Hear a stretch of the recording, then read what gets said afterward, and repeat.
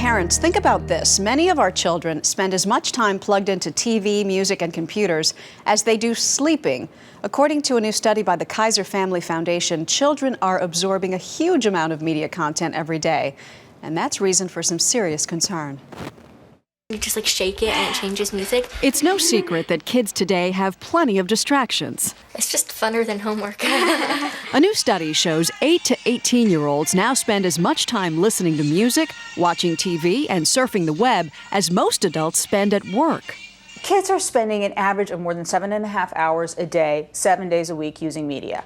That's more than 53 hours a week. I mean, that's a full-time job. It all adds up to more than an hour a day playing video games, almost an hour and a half on a computer, more than 2.5 hours listening to music, and nearly 4.5 watching TV.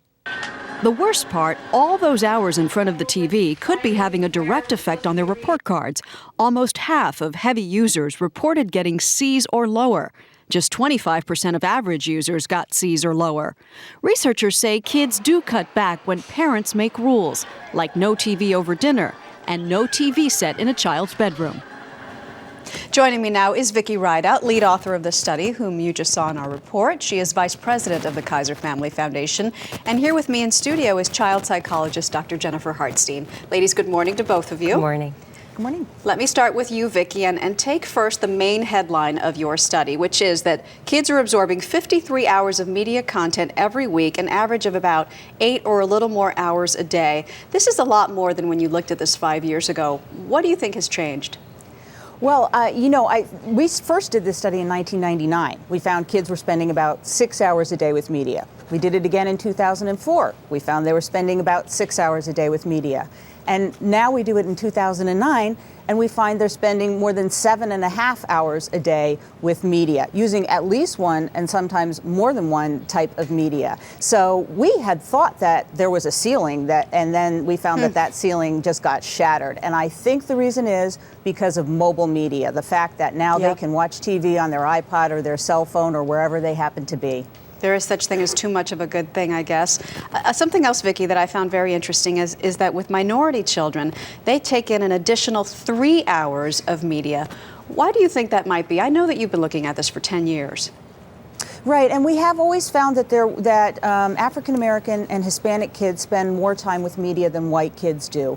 The gap has grown even more pronounced over the last 5 years. And again, I think it is primarily because minority kids are really taking to the mobile media in even a bigger way than white kids are. They're really listening to music, playing games, surfing the internet on their cell phones and their iPods, and that's just adding up to a lot more time spent with media.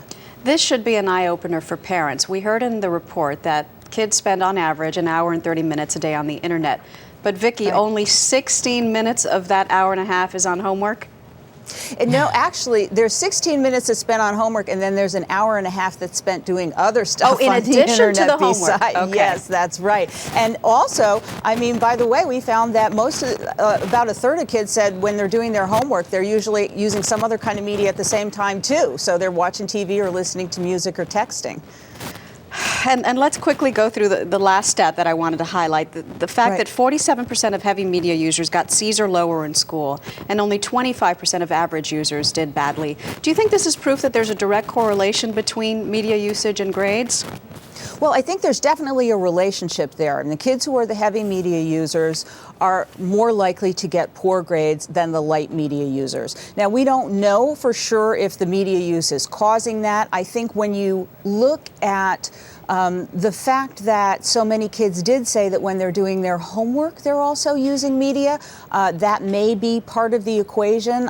We're really not sure, but certainly, if it's something that parents are concerned about, then there's definitely some things they can do to try to curb that. All right, and let's talk about those things with Jennifer Hartstein. Hi. You have definite recommendations. Your number one tip for parents is set limits. Absolutely. Parents sometimes think they can't, but it's so important. The study shows the more limits set, the less media usage. This is part of our children's future. They're gonna be involved with all these things, but it's so important to say, we're not gonna do it at dinner, we're all gonna sit together and talk. Or while you're doing your homework, if you need some music, maybe, but you can't be video chatting, you can't be watching TV.